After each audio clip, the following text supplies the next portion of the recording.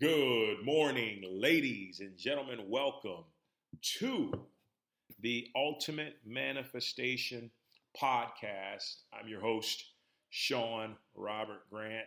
So happy, so excited to be here with you, and so excited to share the truth about some really important aspects of manifestation.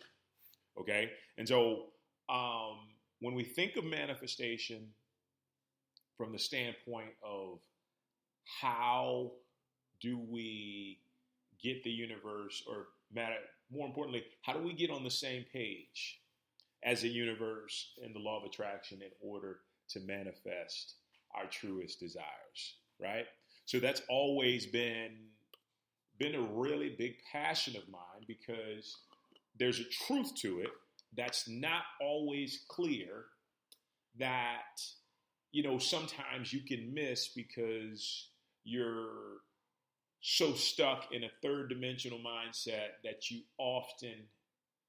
we often, I can't just say you because I've been here before. I wouldn't be able to speak about it if I hadn't been in a space to struggle with the idea of why something wasn't working. Okay, so we'll take a look at the title here. And it basically comes down to a key to manifesting your desires, the differences of the energy between want to and have to. Okay, so I'm going to simplify this for you as much as I possibly can. And I really feel intuitively, innately, that you'll really understand the difference of this, and you're really going to be able to take something away from this to improve your life in such a way that's it's going to drastically improve. And so I'll speak from my own experiences, and then we'll get into how you can implement this as well. So there's a time in our lives, usually when we're either kids or we're living under the roof of somebody else, or we're living to pacify someone else, that we get caught up in this energy called have to, right? And what is have to, right? Have to is basically you have to go to school. You have to make your bed. You have to brush your teeth. You have to eat your vegetables, right?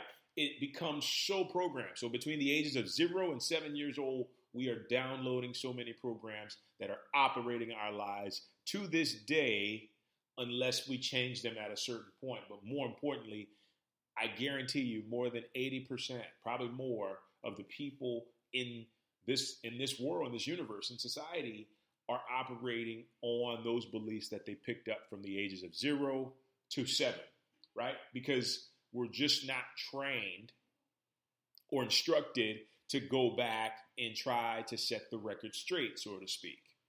Okay? So what it comes down to is you're running on default programs.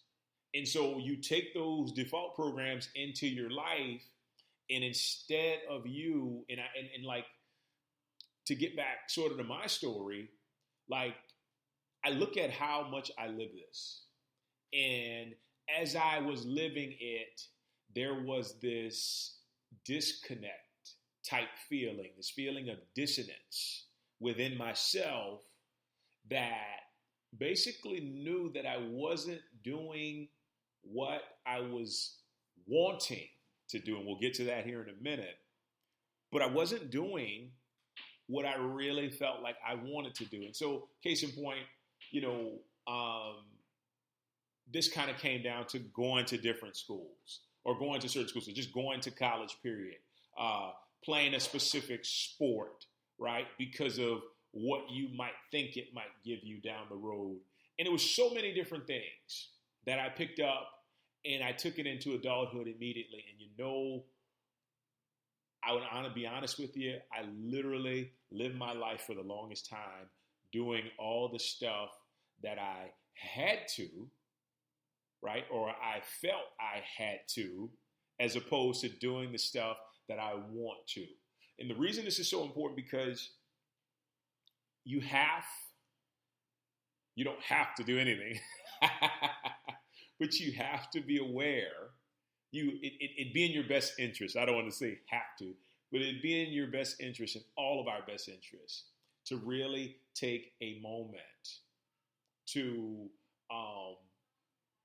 really see, are we living our lives in congruence with what we really want to do? Or are we living it in congruence with what we feel like we have to do? And this goes for your job. This goes for your relationship. It goes for your health, right? The worst thing you can do is go and work out with the attitude of have to. And here's why. Your energy's not all there, right? You ever hear the term attention goes? Energy goes where attention flows. And wherever your focus is, that's what's going to expand. So imagine going to the gym or going to work out and you're just checked out. You're watching a TV show, you're on your phone, you're not, you can listen to different things, but you're not there working out, giving your body the energy of wanting to, right? Because that's the only thing that would make the difference. It's the same with relationships. If you want to be in that relationship is going to thrive. But if you are going through the motions, if you feel like you have to, if you feel like you want to be somewhere else, it's going to fail. Unconsciously, you're going to start doing actions to where you want to sabotage it and you want it to fail, right? And it's just that simple. So you take a good look at your life right now and you ask yourself, okay, let me go down the line of everything that I'm doing. Am I wanting to do this or am I having to do this, right? And one of the scariest things is when you go to your job. Well, actually, no, it's not scary. It's seemingly scary because it could mean a big change for you. But whenever we go to our career, we go down to our job, we go as far as it's living our purpose, and even also as it comes to religion and spirituality, we really have to ask ourselves, do I have to do this? Because if I have to do this, maybe I don't want to do it. Or am I feeling like I'm drawn to this? Do I really want to do this and be there, right? And once you distinguish that, all of a sudden, you give yourself ample amounts of energy to put in to manifesting your truth, manifesting the joys of your heart, the desires of your heart, and being able to do that, all of a sudden, everything becomes almost effortless to a T because you are in alignment. See, there's this term called being in alignment with source, being in alignment with God, being in alignment with all that is in the universe. And all that means is that you really are not only content, but you really are focused and enjoying doing what you're doing, right? You just don't get up and do it because you have to do it, right? There's been times for me, like, the gym is not fun at times, because I've been working out, coming up on 25 years. And so when you do weights, you do weights for that long period of time, all of a sudden it's like, it gets old at some point, and you have to make it fresh, and you have to make it something that becomes more of a desire. But you can't fabricate that. You can't manufacture it. You've got to find it somehow or another. So for me, what I wound up doing is I wound up just walking.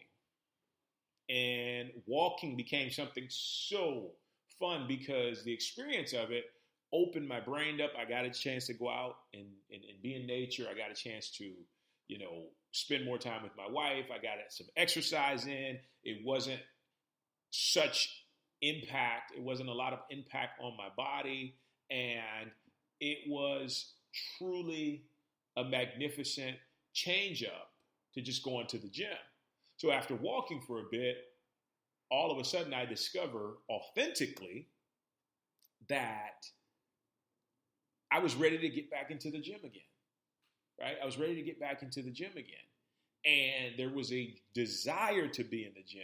And with that desire, I was able to make more progress than, I had in a long time because the energy was there. I wasn't just going through the motions of feeling like I have to do something, right? So if you kind of understand the point I'm making, it's basically putting yourself into a place, putting yourself into this position where you can basically just sit and look at everything and say, do I really want to do this?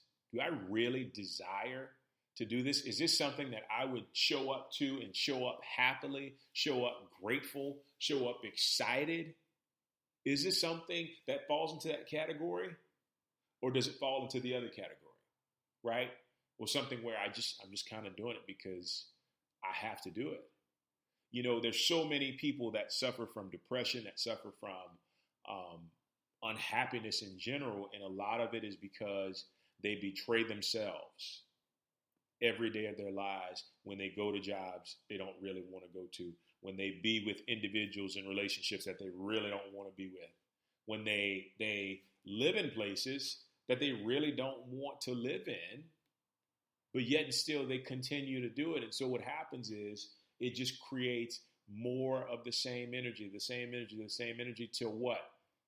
Until you need addiction to not deal with it, right? Until you need addiction to not deal with it. And then you start to drink, you start to, do drugs and marijuana and all this other stuff. But all you have to do is throw all that other shit out the window and just stop and say, you know what? What do I really want to do? What do I want to do in my life, in this area, in that area, in every area? What do I want? And take that energy of want to into every single thing that you do. And I promise you, your life will make an entire 360 or 180-degree turn, because you'll be in such a happier place because you're being true to yourself, you're being authentic. And that is how you manifest the life that you want. If things aren't coming in the way that you foresee them or think that they should, it's probably because you're out of alignment. Just get back in alignment with source. And I'm not saying you have to go and flick everybody off and quit your job tomorrow, but if you know that it's not the job for you, start taking steps towards working somewhere else or doing what you love, because you only get this life. You might only get this day. We take life for granted so much and we put things off all the time, but yet and still we have to take action now. And taking action could simply be looking into something you really want to do before you make the move, and you'll be blown away when the universe acts on you taking that simple step, because the energy is on point with that simple step and is in alignment with what you truly desire. So, and that's all it takes. Small steps lead to big rewards, man. All the time. Small steps, small changes. Think about what you want. Follow that energy, and I promise you, you will be so much happier. Take care. We'll talk soon.